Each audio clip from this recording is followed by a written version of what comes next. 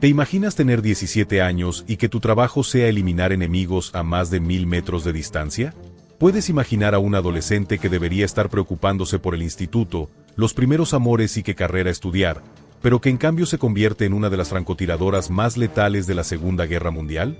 Esta es la historia real de Klavdija Kalugina, una joven soviética que a los 17 años se convirtió en el terror absoluto de las tropas alemanas en el frente oriental. Una chica que comenzó trabajando en una fábrica de municiones respirando vapores tóxicos 12 horas al día, y terminó siendo una de las francotiradoras más jóvenes y efectivas de toda la guerra, con 257 bajas confirmadas del enemigo. Pero esta no es solo una historia sobre números fríos y estadísticas militares.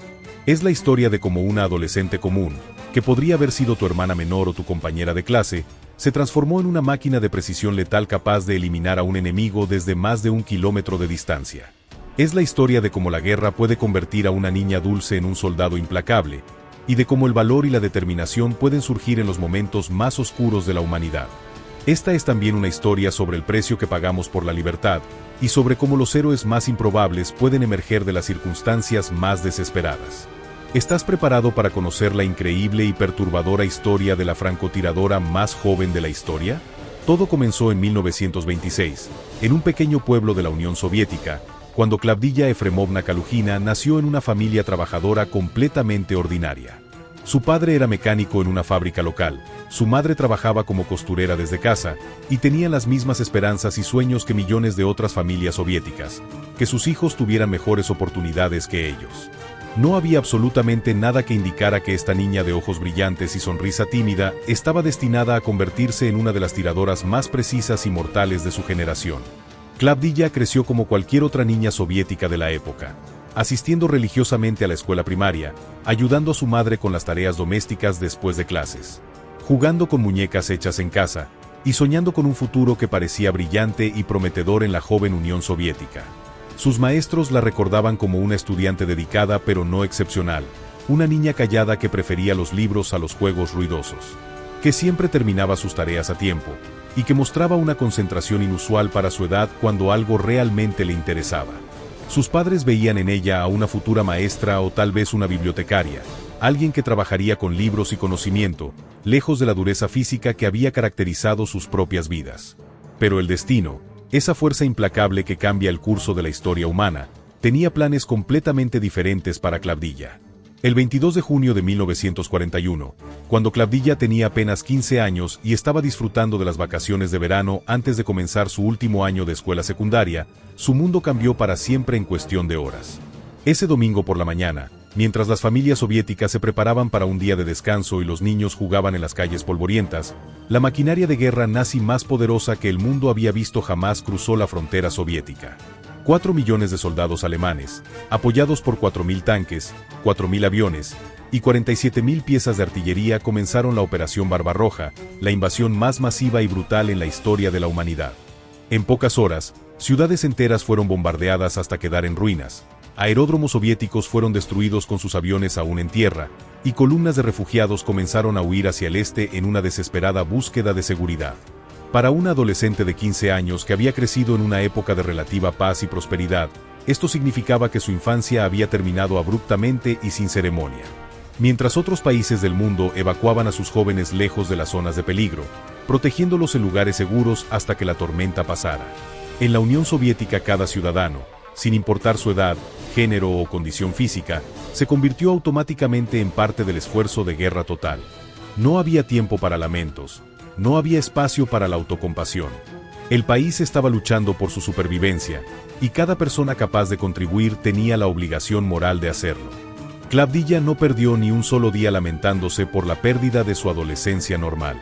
Con una determinación que sorprendía incluso a los adultos veteranos que la rodeaban, se dirigió inmediatamente a la oficina de empleo local y solicitó trabajo en la industria de guerra. A los 15 años, cuando la mayoría de las chicas de su edad en otros países estaban preocupándose por las clases de matemáticas y los bailes escolares, Klavdija se convirtió en trabajadora de guerra de tiempo completo. Fue asignada a la fábrica Respiratory Norekovo-Suyevo, una ciudad industrial al este de Moscú que se había convertido rápidamente en uno de los centros de producción de municiones más críticos de toda la región.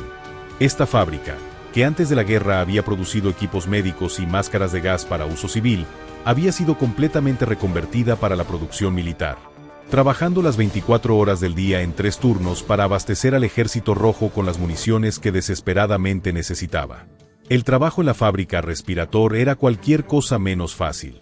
Klavdija fue asignada a la línea de producción de municiones de artillería, donde trabajaba turnos de 12 horas manipulando productos químicos altamente tóxicos, operando maquinaria pesada que podía ser mortal si se manejaba incorrectamente, y realizando trabajo de precisión que requería concentración constante bajo condiciones de estrés extremo. Los vapores químicos quemaban sus ojos y garganta, el ruido constante de la maquinaria le causaba dolores de cabeza permanentes, y el trabajo repetitivo le dejaba las manos agrietadas y sangrantes al final de cada turno. Era trabajo que habría sido considerado duro incluso para hombres adultos experimentados. Pero Klavdija lo hacía día tras día sin una sola queja, impulsada por la comprensión de que cada proyectil que ayudaba a producir podría salvar la vida de un soldado soviético en el frente.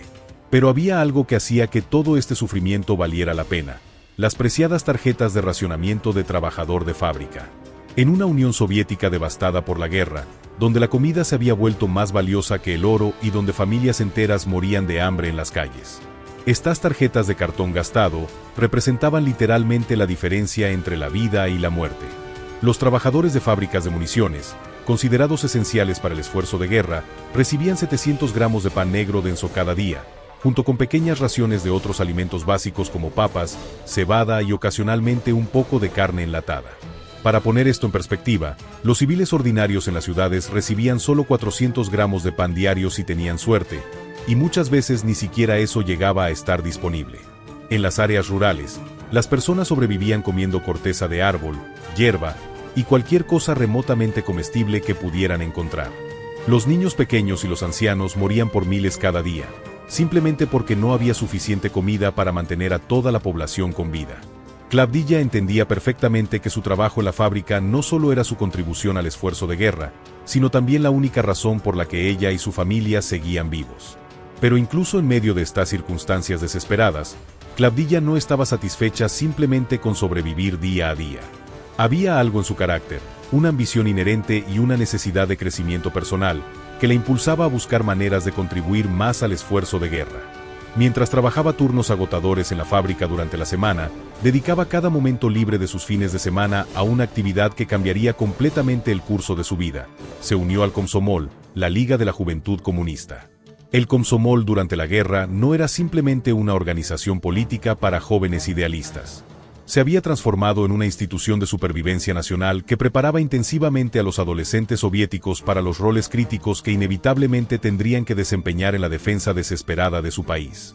Era una organización que entendía que la guerra total requería la participación total de cada ciudadano, sin importar su edad. A través del Komsomol, Klavdija pudo completar su educación secundaria que había sido interrumpida por la guerra, asistiendo a clases intensivas los sábados y domingos mientras trabajaba turnos de 12 horas en la fábrica de lunes a viernes. Estas no eran clases normales de literatura e historia que habrían caracterizado la educación en tiempos de paz. Era educación de supervivencia en tiempo de guerra, matemáticas aplicadas a cálculos de artillería, química enfocada en explosivos y venenos, geografía militar, comunicaciones de radio, primeros auxilios avanzados, y entrenamiento físico diseñado para preparar cuerpos jóvenes para las demandas brutales del combate. Los instructores del Komsomol eran veteranos del frente que habían sido enviados de vuelta para entrenar a la próxima generación de defensores soviéticos. No endulzaban la realidad de lo que estos jóvenes probablemente enfrentarían. Les enseñaban que la guerra era sucia, brutal, y que la supervivencia dependía de la preparación, la inteligencia y la voluntad absoluta de hacer lo que fuera necesario.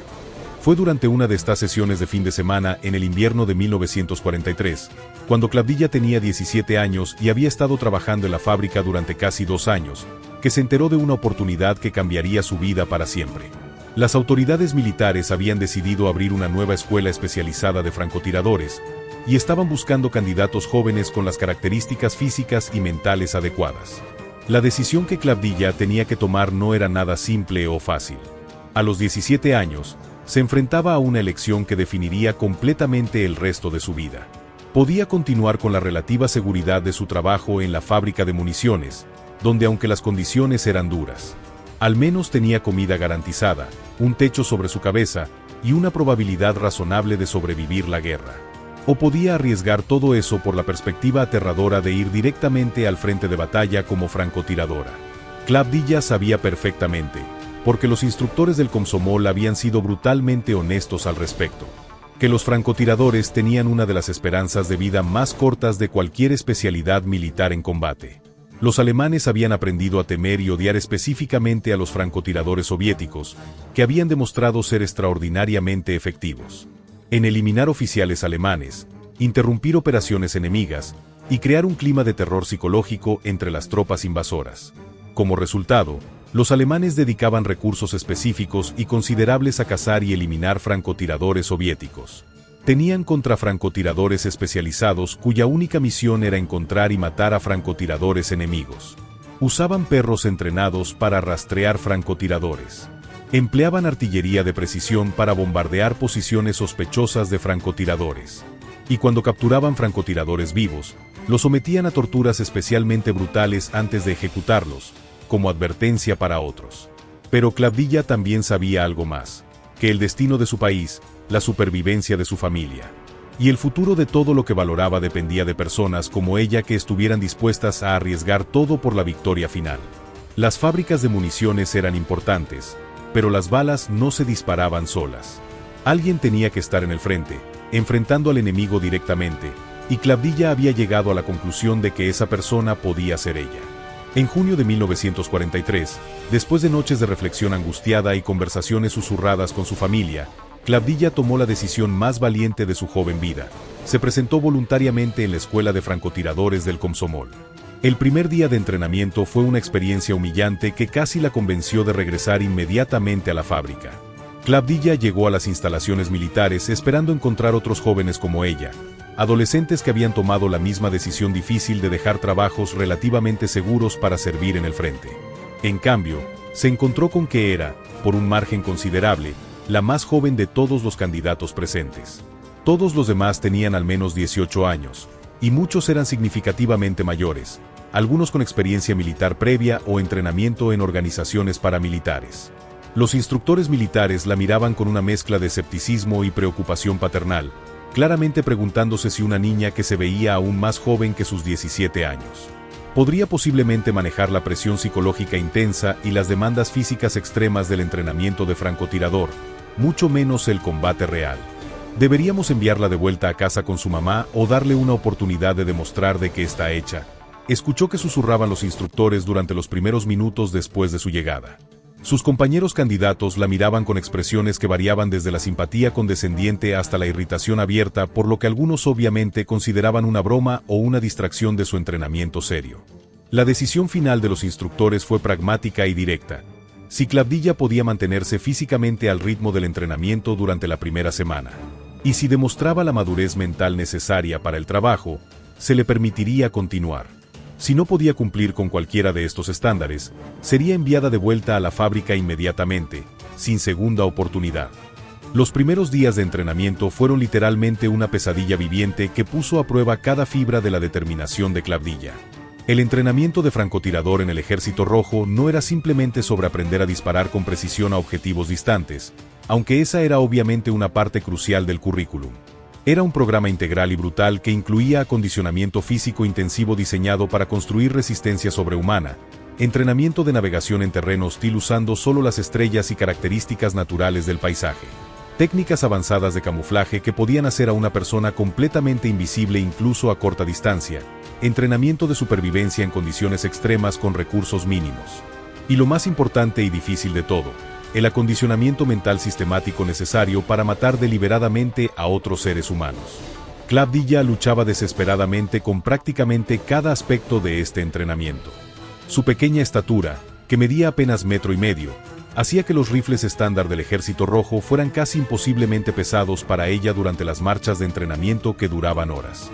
Su falta completa de experiencia militar previa significaba que tenía que aprender desde cero absoluto conceptos básicos que otros candidatos ya conocían por experiencia en organizaciones juveniles paramilitares. Y su edad obvia la convertía en objetivo constante de burlas, dudas y comentarios desmoralizantes de algunos de sus compañeros de entrenamiento que claramente pensaban que no pertenecía allí. Hubo momentos durante esa primera semana cuando Clavdilla seriamente consideró renunciar y regresar a la relativa seguridad de la fábrica de municiones. Cada noche se desplomaba en su litera militar, con músculos que nunca había sabido que existían gritando de dolor, manos llenas de ampollas sangrantes por cargar equipamiento pesado, y una sensación abrumadora de que quizás había cometido el error más grande de su vida. Pero había algo en Clavdilla que ni siquiera ella misma había descubierto completamente hasta ese momento. Una determinación férrea, casi obstinada, que se negaba categóricamente a rendirse ante cualquier desafío, sin importar qué tan imposible pareciera. El punto de inflexión crítico en su entrenamiento llegó durante la segunda semana, cuando conoció a la persona que cambiaría completamente su destino, Zinaida Andreevna Urantseva, su comandante de escuadrón asignada.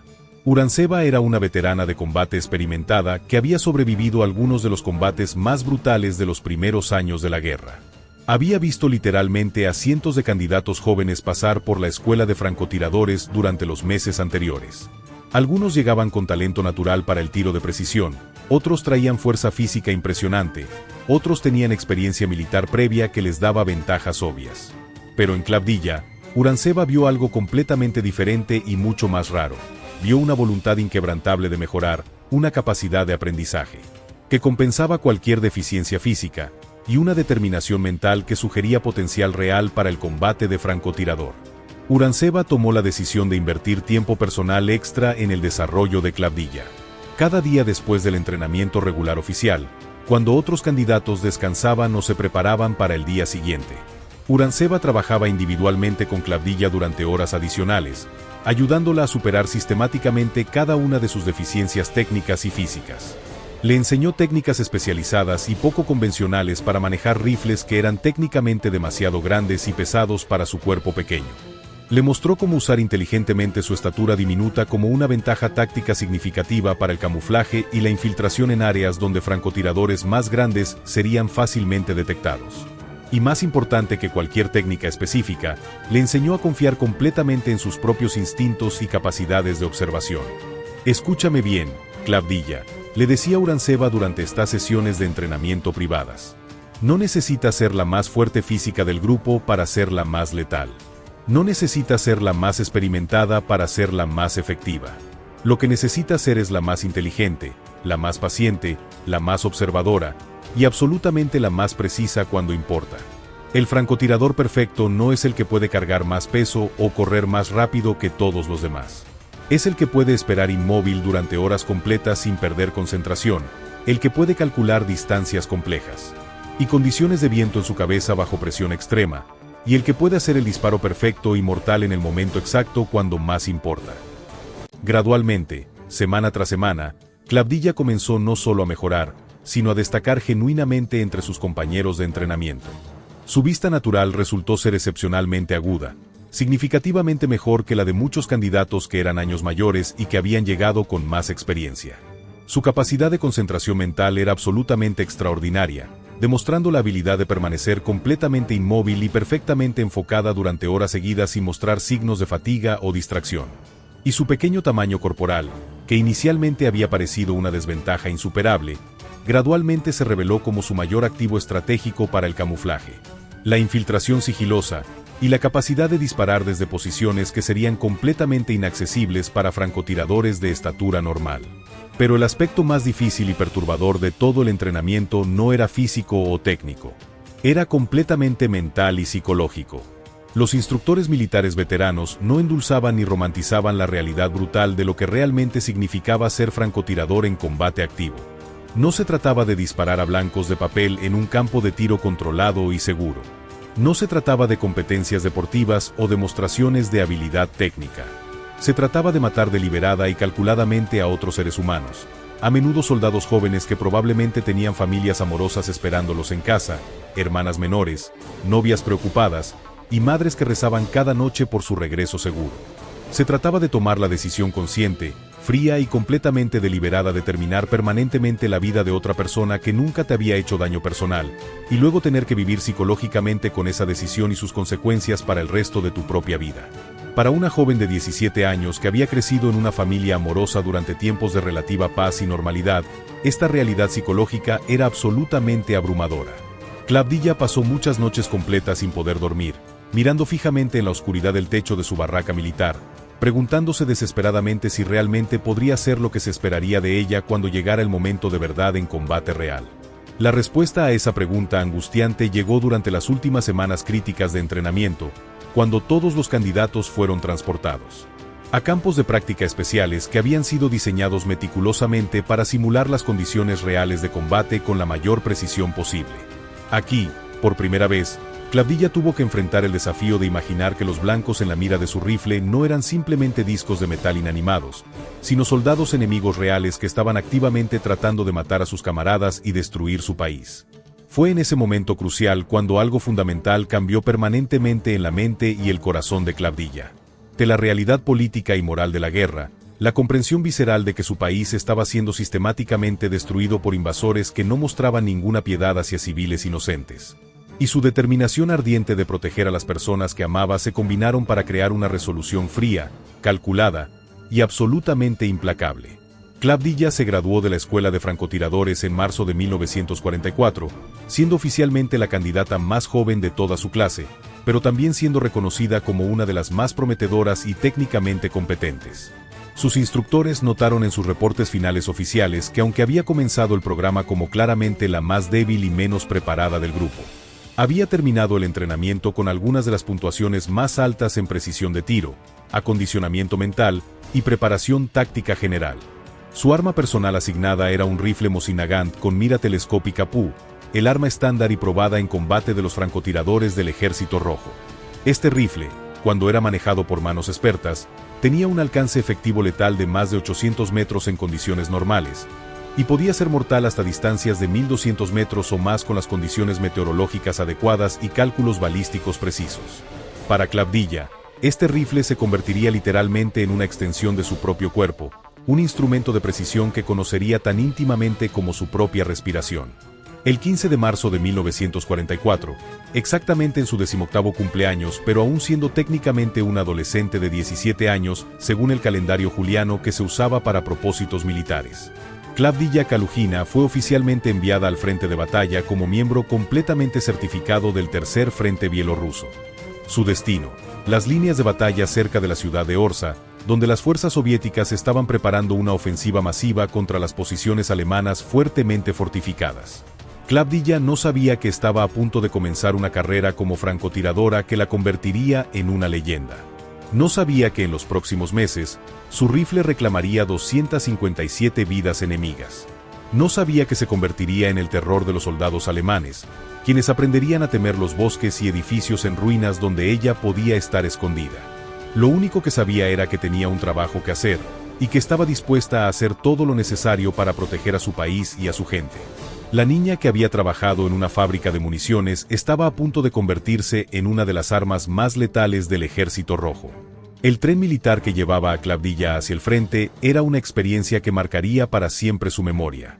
Vagones abarrotados de soldados jóvenes, muchos apenas mayores que ella, viajando hacia un destino que muchos no verían terminar. El aire estaba denso con una mezcla de humo de cigarrillos, sudor nervioso y algo más sutil pero omnipresente: el miedo.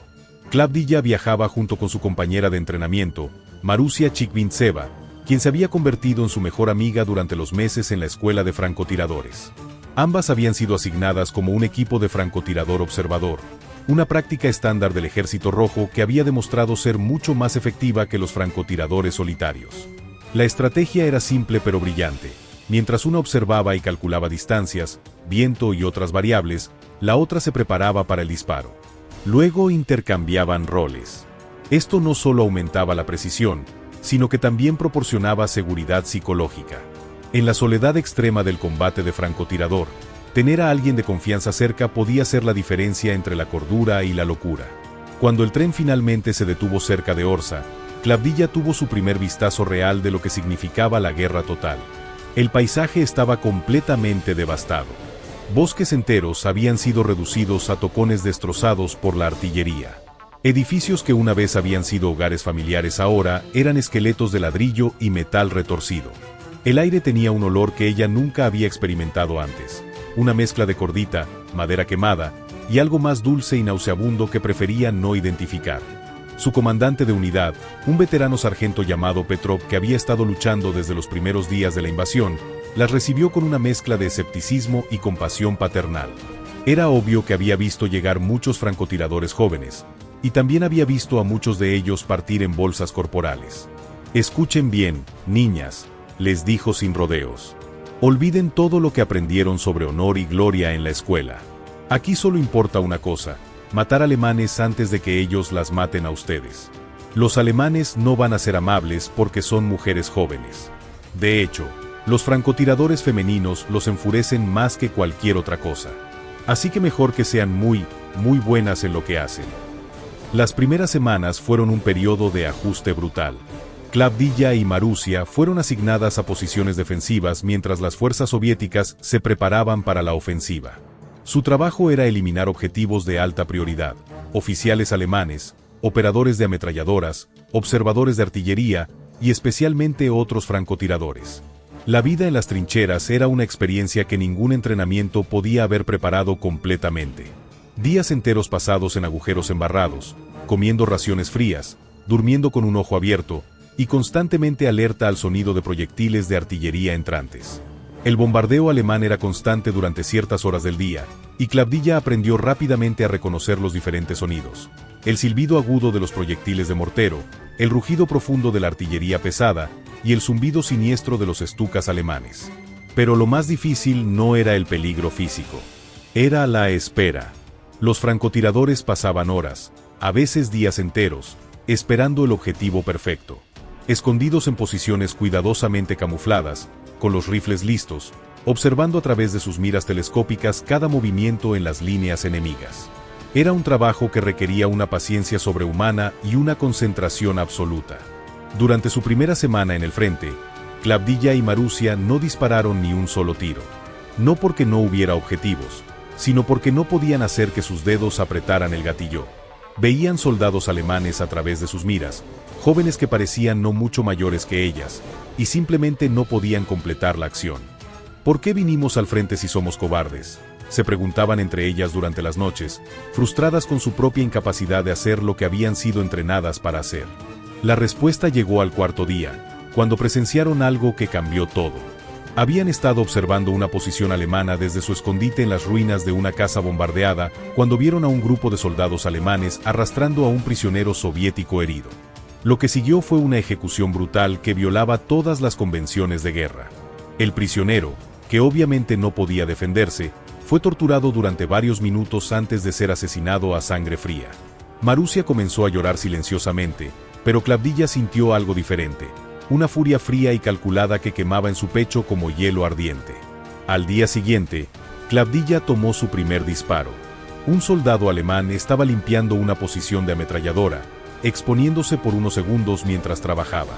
Klavdilla calculó la distancia, aproximadamente 400 metros, ajustó por el viento ligero, controló su respiración y apretó suavemente el gatillo. El disparo fue perfecto. El soldado se desplomó inmediatamente y fue arrastrado por los pies por sus camaradas. Era su primera muerte confirmada. Fue difícil, recordaría años después en entrevistas. Pero después de ver lo que hacían con nuestros prisioneros, entendí que no tenía elección. Era ellos o nosotros, y yo elegí que fuera ellos.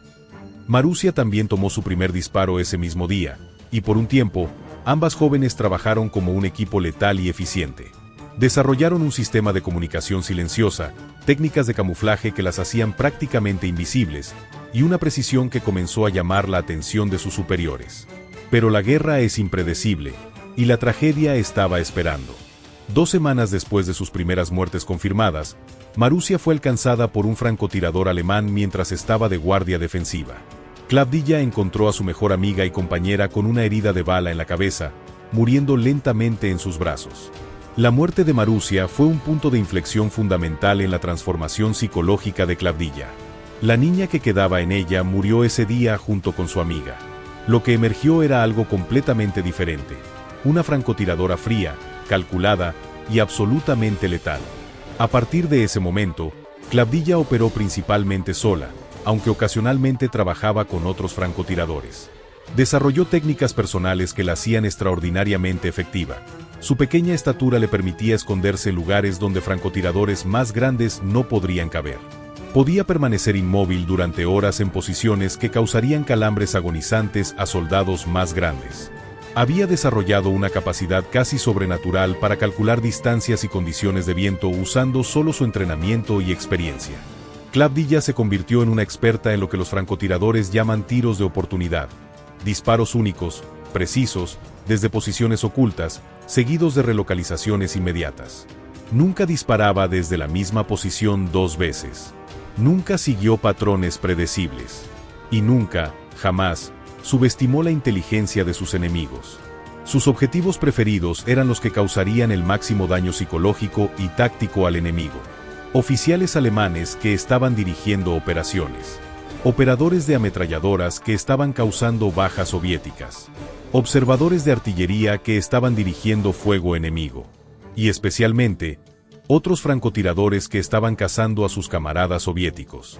La caza de francotiradores enemigos se convirtió en su especialidad.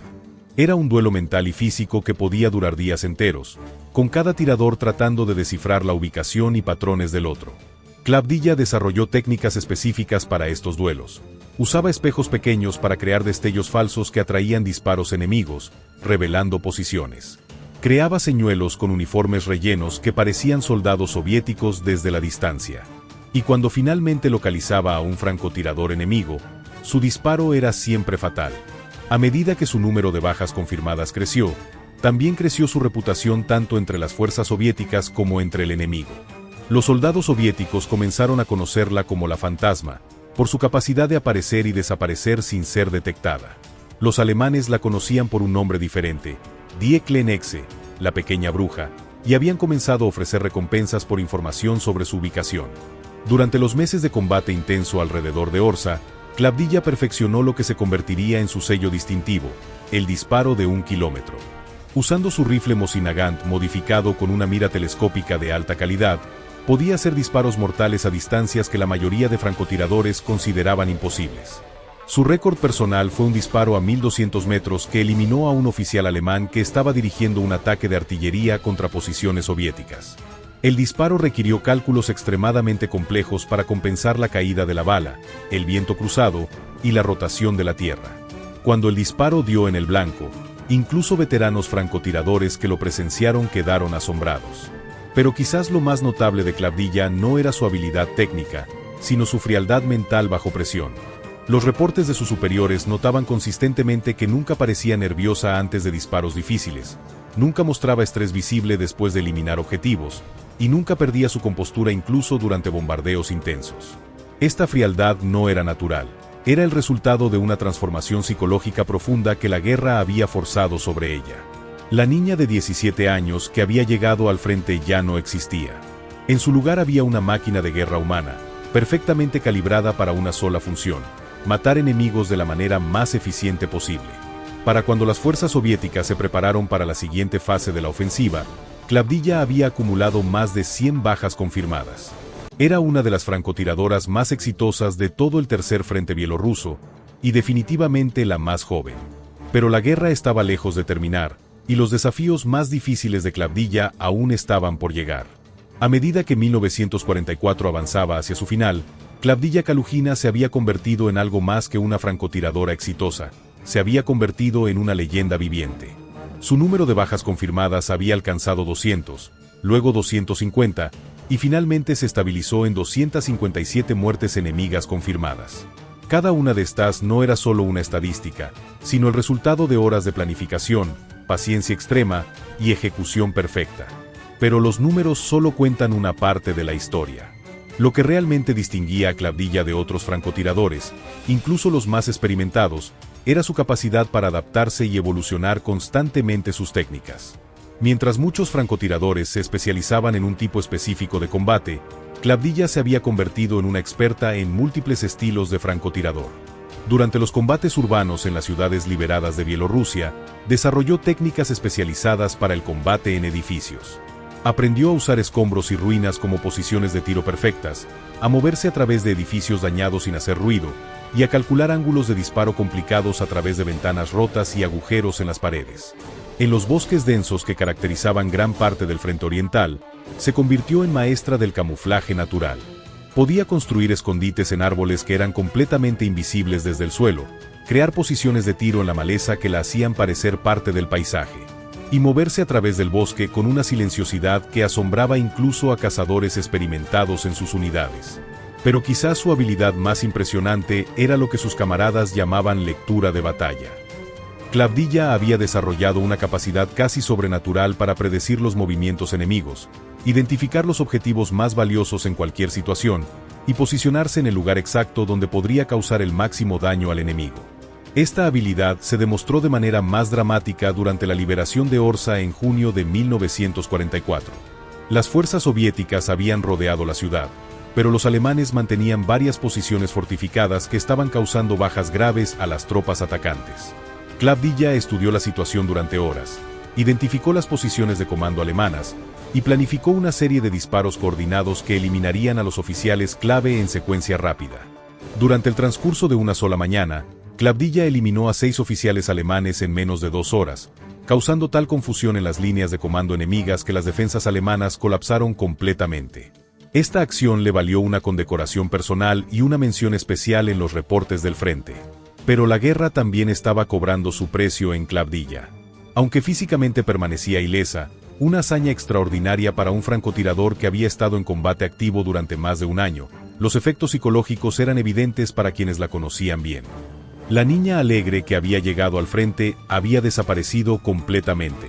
En su lugar había una joven mujer que hablaba poco, reía raramente, y parecía vivir en un estado constante de alerta calculada. Sus ojos habían desarrollado una cualidad que veteranos de guerra reconocían inmediatamente. La mirada de alguien que había visto demasiado, que había hecho demasiado, y que había cruzado líneas que no se pueden descruzar. Los efectos de lo que ahora llamaríamos trastorno de estrés postraumático eran evidentes en pequeños detalles. Clavdilla había desarrollado el hábito de dormir siempre con su rifle al alcance, incluso cuando estaba en posiciones seguras lejos del frente. No podía tolerar ruidos fuertes inesperados. Y había perdido completamente la capacidad de relacionarse con personas que no habían estado en combate. Durante los raros periodos de descanso entre batallas, mientras otros soldados jugaban cartas, escribían cartas a casa o simplemente descansaban. Clavdilla limpiaba obsesivamente su equipo, estudiaba mapas de futuras operaciones o practicaba cálculos de balística. La guerra se había convertido no solo en su trabajo, sino en su identidad completa. Sus superiores comenzaron a notar estos cambios, y hubo discusiones sobre si debería ser rotada fuera del combate activo. Los francotiradores, especialmente los más exitosos, tendían a tener carreras cortas debido tanto al peligro físico como al estrés psicológico. La tasa de supervivencia para francotiradores de primera línea era notoriamente baja, e incluso aquellos que sobrevivían físicamente a menudo sufrían daños psicológicos permanentes. Pero Clavdilla se resistía a cualquier sugerencia de transferencia. En conversaciones con oficiales médicos, dejaba claro que se consideraba más útil en combate que en cualquier otro rol. «Soy buena matando alemanes», decía simplemente. «Eso es lo que necesita el Ejército Rojo, y eso es lo que voy a hacer». A medida que las fuerzas soviéticas continuaron su avance hacia el oeste, liberando territorio ocupado y acercándose cada vez más a Alemania misma, Clavdilla participó en algunas de las batallas más feroces de la guerra tardía. Durante la liberación de Königsberg, enfrentó a algunas de las unidades alemanas más experimentadas y desesperadas, soldados que sabían que estaban luchando con el agua al cuello. Fue durante estos combates finales que Clavdilla demostró por qué se había convertido en una de las francotiradoras más temidas del frente oriental. En un periodo de 3 días durante la batalla urbana de Königsberg, eliminó a 12 soldados alemanes, incluyendo 3 francotiradores enemigos que habían sido enviados específicamente para cazarla. Estos duelos de francotiradores se habían convertido en algo personal para ambos lados. Los alemanes habían comenzado a ofrecer recompensas específicas por francotiradores soviéticos exitosos, y Clavdilla estaba en la parte superior de esas listas. Del lado soviético, la eliminación de francotiradores alemanes se había convertido en una prioridad táctica, ya que estos tiradores de élite estaban causando bajas desproporcionadas entre oficiales y soldados soviéticos. El duelo más memorable de Clavdilla fue contra un francotirador alemán veterano que había estado operando en Königsberg durante semanas, eliminando soldados soviéticos con una precisión que sugería años de experiencia. Este alemán había logrado evadir a varios francotiradores soviéticos que habían sido enviados específicamente para cazarlo. El duelo duró 3 días completos. Durante este tiempo, Klavdija estudió cada movimiento del enemigo, cada patrón en sus disparos, cada posible ubicación desde donde podría estar operando. Utilizó señuelos, espejos y técnicas de distracción para tratar de forzar al alemán a revelar su posición.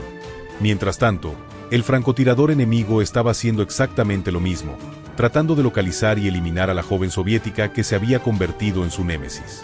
El enfrentamiento final ocurrió en las ruinas de una catedral bombardeada. Klavdija había logrado determinar que el alemán estaba usando el campanario dañado como su base de operaciones. Pero acceder a una posición desde donde pudiera disparar al campanario requería exponerse a fuego enemigo durante varios segundos críticos. Klavdija esperó hasta el amanecer, cuando el sol estaría detrás de ella y en los ojos del enemigo. Luego se movió rápidamente a través de los escombros, llegó a su posición calculada, y tomó el disparo en una ventana de tiempo de menos de 5 segundos antes de que el alemán pudiera reaccionar. El disparo atravesó una abertura de apenas 30 centímetros en el campanario destruido y eliminó al francotirador alemán desde una distancia de más de 800 metros. Cuando los soldados soviéticos llegaron al campanario más tarde, encontraron el cuerpo de un francotirador alemán con más de 200 muertes confirmadas marcadas en un cuaderno personal. Este tipo de duelos no eran solo batallas tácticas, eran confrontaciones psicológicas intensas que testaban los límites mentales de ambos combatientes. Klavdija había desarrollado la capacidad de mantener una concentración perfecta durante días consecutivos, durmiendo solo en periodos cortos y manteniendo siempre parte de su atención en la amenaza enemiga. Pero quizás lo más notable sobre Klavdija durante estos enfrentamientos era su completa ausencia de emocionalidad. Otros francotiradores reportaban sentimientos de triunfo, alivio o incluso culpa después de eliminar objetivos difíciles. Klavdija simplemente reportaba el éxito a sus superiores y se preparaba para la siguiente misión. Esta frialdad emocional, aunque la hacía extraordinariamente efectiva como francotiradora, también la estaba aislando cada vez más de sus camaradas. Los soldados la respetaban profundamente por su habilidad y dedicación, pero pocos se sentían cómodos socializar con alguien que había sido tan completamente transformado por la guerra. A medida que la guerra se acercaba a su final en la primavera de 1945, Klavdija había participado en la liberación de múltiples ciudades y había acumulado su total final de 257 bajas confirmadas. Pero los registros oficiales cuentan solo una parte de la historia. Muchos de sus disparos, especialmente aquellos realizados durante combates caóticos urbanos o en situaciones donde no había observadores oficiales, nunca fueron contabilizados formalmente. Veteranos que sirvieron con ella estimaban que su número real de bajas enemigas probablemente superaba las 300, lo que la habría colocado entre los francotiradores más exitosos de toda la guerra, independientemente de género o nacionalidad. Cuando finalmente llegó la victoria en mayo de 1945, Klavdija se encontró en una situación que no había anticipado: la paz. Para una joven que había pasado los años más formativos de su vida en combate constante, la transición a la vida civil era casi imposible de imaginar. Los registros oficiales sobre la vida de Klavdija después de la guerra son notablemente escasos. A diferencia de francotiradores más famosos como Lyudmila Pavlichenko, que se convirtió en una figura pública y embajadora de la victoria soviética, Klavdija parece haber desaparecido deliberadamente de la atención pública. Algunos registros sugieren que le fue ofrecido participar en ceremonias de victoria y eventos de propaganda, pero que rechazó consistentemente estas oportunidades. En las raras entrevistas que dio años después de la guerra, cuando ya era una mujer mayor, Klavdija expresaba una preferencia clara por la privacidad y una reluctancia evidente a discutir detalles específicos de sus experiencias de combate. La guerra terminó, decía simplemente cuando los entrevistadores presionaban por detalles sobre misiones específicas o sentimientos personales sobre sus acciones.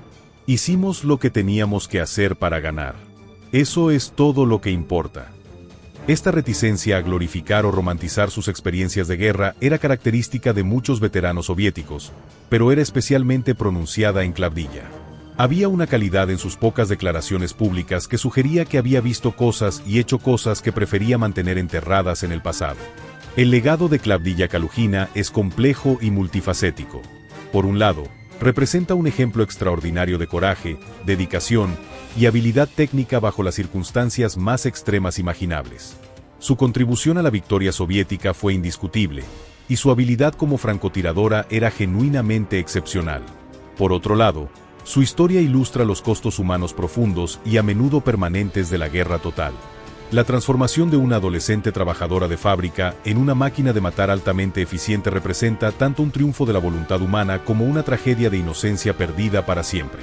En las décadas posteriores a la guerra, a medida que historiadores y escritores comenzaron a examinar las experiencias individuales de combatientes soviéticos, la historia de Klavdiyya comenzó a emerger como un caso de estudio particularmente poderoso sobre los efectos de la guerra en los jóvenes. Su juventud extrema cuando comenzó el combate, combinada con su efectividad extraordinaria y su supervivencia hasta el final de la guerra, la convierte en un ejemplo único de adaptación humana a circunstancias extremas. Pero también representa las preguntas morales complicadas sobre el uso de soldados muy jóvenes en combate, incluso en circunstancias desesperadas como la defensa nacional. La pregunta de si todavía podría estar viva continúa intrigando a historiadores e investigadores. Si hubiera sobrevivido hasta tiempos recientes, tendría casi 100 años. Algunos investigadores han especulado que su desaparición deliberada de registros públicos después de la guerra podría haber sido un intento consciente de construir una vida normal lejos de la atención que su servicio de guerra inevitablemente atraería. Otros han sugerido que los efectos psicológicos de sus experiencias de guerra podrían haber hecho imposible para ella ajustarse completamente a la vida civil, llevándola a buscar el aislamiento como mecanismo de supervivencia. Lo que es indiscutible es que Klavdiyya Kalugina representa uno de los ejemplos más extraordinarios de coraje y habilidad individual durante uno de los conflictos más devastadores de la historia humana. Su historia, aunque a menudo olvidada en las narrativas más amplias de la Segunda Guerra Mundial, merece ser recordada no solo por sus logros técnicos como francotiradora, sino por lo que revela sobre la capacidad humana de adaptación, supervivencia y sacrificio. En un mundo donde demasiado a menudo se glorifica la guerra sin reconocer sus costos humanos reales, la historia de Klavdiyya sirve como un recordatorio poderoso de que cada victoria tiene un precio, y que los héroes reales de la guerra son a menudo aquellos que pagaron los precios más altos por la libertad de otros. La francotiradora más joven de la historia soviética se convirtió en una leyenda no por buscar la gloria, sino por hacer un trabajo terrible con una dedicación absoluta cuando no había alternativa. Su legado no está en los números de sus bajas enemigas, sino en el ejemplo que estableció de que incluso los más jóvenes entre nosotros pueden encontrar fuerzas extraordinarias cuando están defendiendo algo en lo que creen profundamente. Al final, Klavdiyya Kalugina fue tanto una víctima como una heroína de la guerra. Perdió su infancia, su inocencia, y probablemente su capacidad para una vida completamente normal, todo en servicio de una causa que era literalmente de vida o muerte para su país y su pueblo. Su historia nos recuerda que la libertad que disfrutamos hoy fue comprada con el sacrificio de personas como ella, jóvenes que dieron todo lo que tenían, y más de lo que deberían haber tenido que dar, para asegurar que el futuro fuera posible para el resto de nosotros.